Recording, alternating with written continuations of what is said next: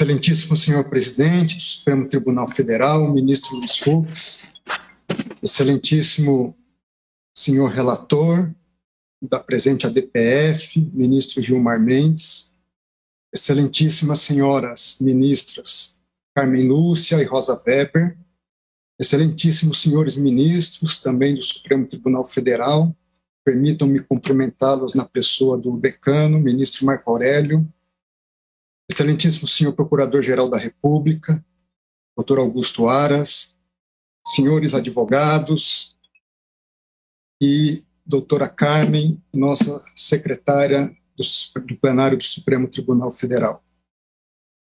O ministro Gilmar Mendes foi muito feliz na exposição do seu relatório de forma sucinta e, ao mesmo tempo, detalhada, e permitam-me, assim, adentrar no mérito da questão, a fim de possibilitar o máximo possível uma discussão contributiva para um debate tão relevante. E para isso, em primeiro lugar, nós precisamos definir do que nós estamos tratando hoje. Mas para definir sobre o que nós estamos tratando hoje, é importante, antes de tudo, definir do que nós não estamos tratando. Nós não estamos tratando de um debate entre vida e morte. Nós estamos tratando, isso sim, de uma perspectiva onde todo cristão se presume defender a vida incondicionalmente, onde todo cristão sabe e reconhece os riscos e perigos desta doença terrível, e onde todo cristão sabe que precisa tomar, sim, cuidados e cautelas diante desta enfermidade. Não se trata também de uma discussão política. Eu digo isso para que todos partamos do princípio e do consenso de que todos nessa discussão defendemos a vida. É imprescindível essa perspectiva. E isso é importante porque, em uma sociedade tão tensa como a que nós vivemos hoje, parece que pensar diferente de nós significa a desqualificação dessa pessoa e da sua própria condição de pensar diferente de nós, atribuindo a elas adjetivos inapropriados e ofensivos a um Estado democrático de direito. Se é assim, do que nós estamos tratando? Nós estamos tratando de um partido político que apresenta a sua demanda para que, em essência, religiões cristãs, católicas e evangélicas possam realizar seus cultos, possam ir às suas igrejas. Mas, dentro desse contexto, é importante fazer, e eu faço como registro histórico, o que significa para o cristão a igreja. E os primeiros registros históricos da igreja cristã está na própria Bíblia, de modo muito específico, no livro dos Atos dos Apóstolos.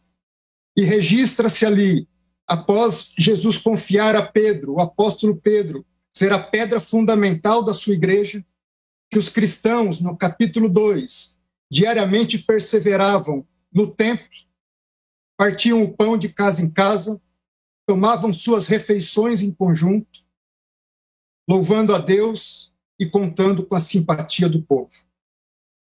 Mais adiante, no capítulo 5 de Atos, diz que para ali também iam outras pessoas de outras cidades. Porém, levantando-se o sumo sacerdote e todos os que estavam com ele, prenderam os apóstolos e os recolheram à prisão. Digo isso porque ser cristão, na sua essência, é viver em comunhão não apenas com Deus, mas também com o próximo. Ser cristão é estar junto ao próximo, é ter compaixão do próximo. E ter compaixão é chorar junto, lamentar junto, dar o suporte necessário para os momentos em que aqueles que se aproximam possam superar as suas dificuldades. Dentro desse contexto, a comunidade cristã, ela nasce, cresce e até os dias de hoje existe, não apenas para um ato de adoração a Deus, mas para um compartilhar comunitário de vidas, de experiências, de alegrias, de tristezas, de sentimentos, de dores, de esperança e de amor. À luz do cristianismo, sem compaixão, não há culto a Deus. Sem vida em comunidade, não há cristianismo. Do contrário, nós estaríamos tratando da mera expectativa de uma reunião de pessoas para se ajuntar em determinado momento do seu dia e das suas vidas. Tanto não é isso que Jesus Cristo, conforme relata São Mateus, disse: por onde estiverem 2 ou 3 reunidos em meu nome, ali eu estarei no meio deles. Se é assim, de modo mais prático, do que é que nós estamos tratando? Nós estamos tratando da seguinte discussão: se em momentos de calamidades públicas o que prevalece é a Constituição ou valem outras regras? Se nós podemos suprimir direitos fundamentais sem o respeito às normas previamente estabelecidas pelo poder constituinte? Se nós podemos fazê-lo independente da decretação de medidas excepcionalíssimas como estados de defesa e de sítio? E aqui registro, não os defendo, não é o caso de medidas como essa.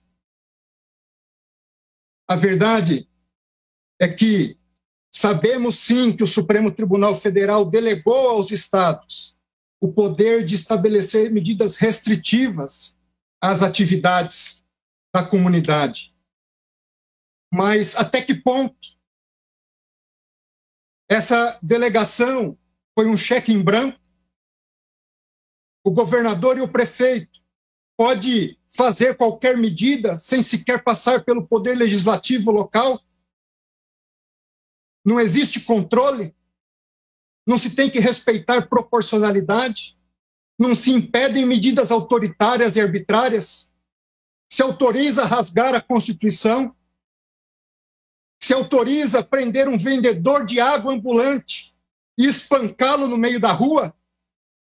Enquanto em grandes supermercados isso é feito legitimamente?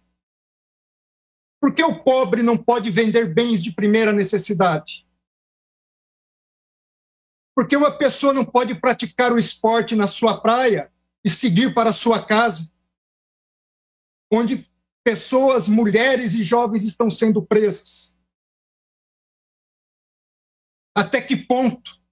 Até quando? Até quando medidas abusivas?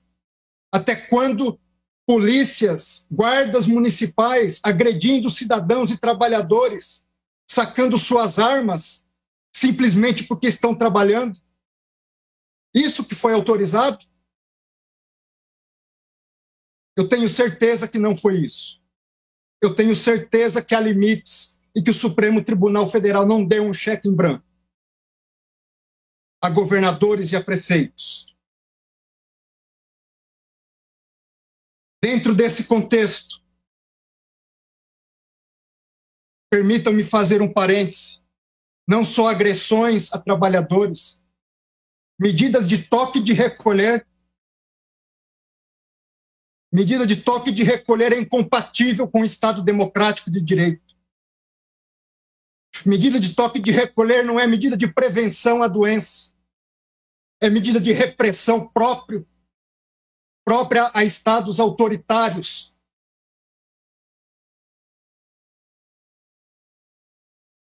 Falemos um pouco de injustiça para tentar encontrar a justiça.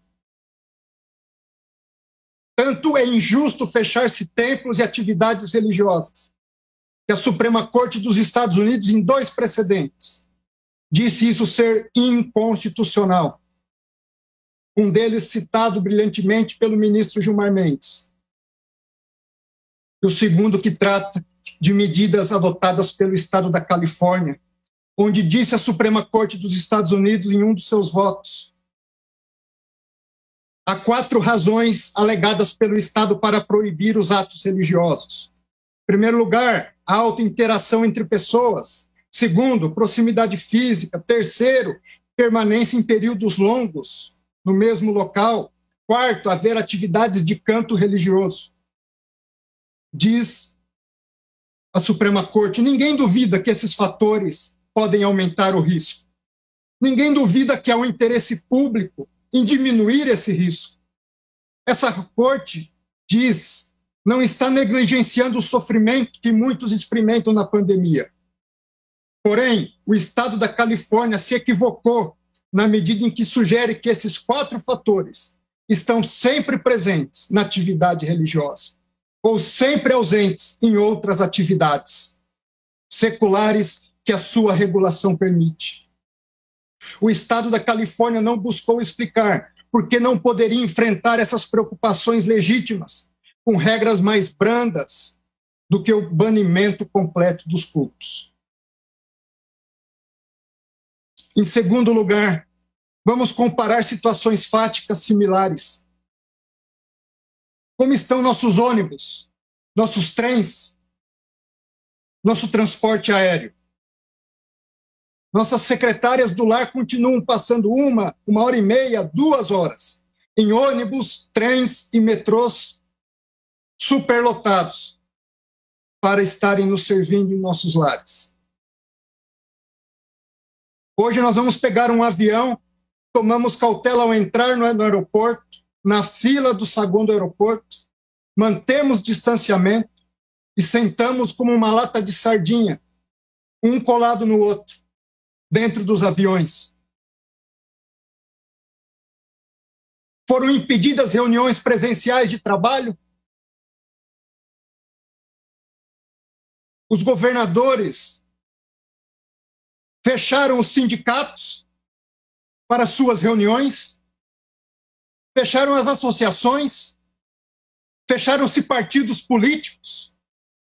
Por que somente as igrejas? Por que essa discriminação? As igrejas, segundo a OMS, o Brasil é o campeão mundial em transtornos de ansiedade. Segundo lugar no mundo em transtornos depressivos que podem levar ao suicídio. E diante de uma situação como essa, artigo publicado no Jornal da Associação Americana de Medicina Psiquiátrica diz que suicídio e coronavírus fazem a tempestade perfeita.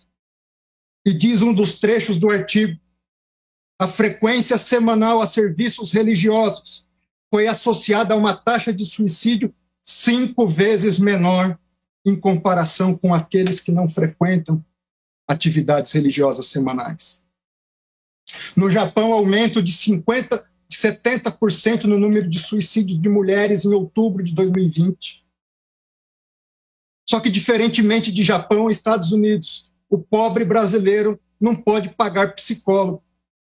Muitas das vezes é o padre, é o pastor, que está em locais onde o Estado sequer se faz presente. O primeiro a ouvir seus dilemas, suas dificuldades, as agressões que sofrem no lar, a falta de pão, a falta de amizade e de contato com as pessoas. Artigo publicado por Cássia Coelho diz que as atividades religiosas são essenciais no enfrentamento do coronavírus. Ela diz, elas trazem sentido de esperança, reflexão sobre o processamento da testagem positiva, ajuda de várias dimensões no cuidado à saúde, fortalece a humanidade das pessoas. Senhores ministros, senhoras ministras, a Constituição brasileira não compactua com o fechamento absoluto e a proibição das atividades religiosas.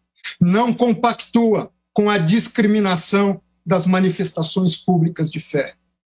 Tanto é assim que remédios excepcionalíssimos da própria Constituição não admitem sequer esse tipo de medidas que estão sendo adotadas regionalmente. Não há cristianismo, e aqui eu concluo, sem vida comunitária. Não há cristianismo sem a casa de Deus. Não há cristianismo sem o dia do Senhor. É por isso que os verdadeiros cristãos não estão dispostos jamais a matar por sua fé, mas estão sempre dispostos a morrer para garantir a liberdade de religião e de culto. Que Deus nos abençoe, tenha piedade de nós, e eu começo por mim. Muito obrigado.